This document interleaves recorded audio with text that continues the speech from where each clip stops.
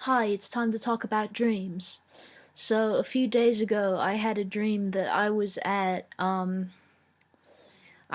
some house that I've never actually been to, as far as I know. It was just some imaginary house, and like a bunch of my family members were there. And I was kind of lonely and bored. And, uh,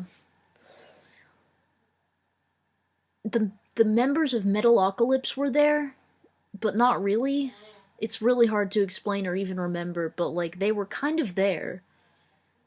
Or the members of Death Clock. That's the name of the band. The name of the show is Metalocalypse. It was a show, if you don't know. It was on Adult Swim. It's really good. It's really funny.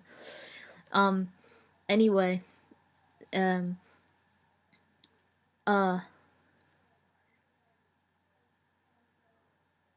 also there was this woman who was being kept in the dungeon underneath the house, and she had magical powers, and um, but those magical powers were kind of being stolen from her and used for evil deeds by this evil guy, and she was just like chained up and she was unable to escape and her magical powers couldn't save her. It was crazy. um they were being stolen, like sapped from her. It was wild. Sapped. um and then last night I had a dream that me and my mom were hanging out, and we both went outside, and there were like two moons and two suns, and then there was a shooting star. I have a lot of dreams about unusual things happening in the sky, having to do with like, oh yeah, and yeah, having to do with like stars and moons and planets and stuff like that. But also, one of the moons looked like the Earth, which was definitely inspired by a David Firth video that I watched recently, where it was the one of the episodes of The News Has Not Happened Yet, where there's a news reporting that the Earth is actually the moon and the moon is actually the Earth, like they're swapped. It's crazy. So that definitely influenced my dream.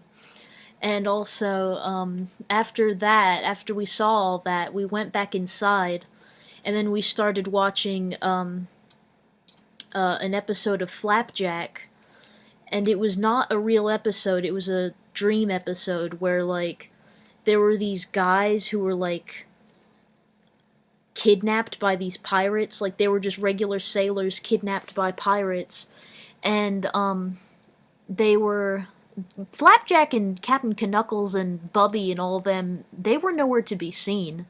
It was just these poor sailors captured by pirates, and like the pirates kept like cutting them open and like messing with their organs and then like stitching them back up over and over and over again.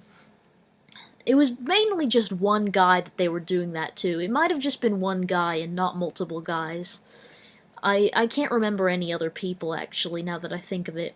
So, anyway, that one poor guy, he kept getting stitched up and then cut open and then stitched up and then cut open, and, but never dying. And then at the end, he had turned into, like, this candy person.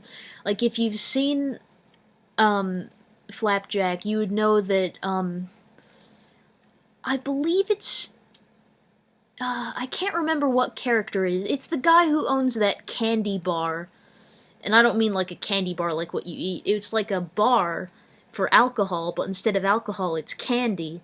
And the owner of that candy bar has a candy wife, like basically a woman made out of candy. And so in the dream, this guy who kept getting cut open and stitched back up and all that, he had become a candy man who was very similar to the candy wife in the real show. And yeah, so crazy shit went down for real for real. And that's all. Bye bye.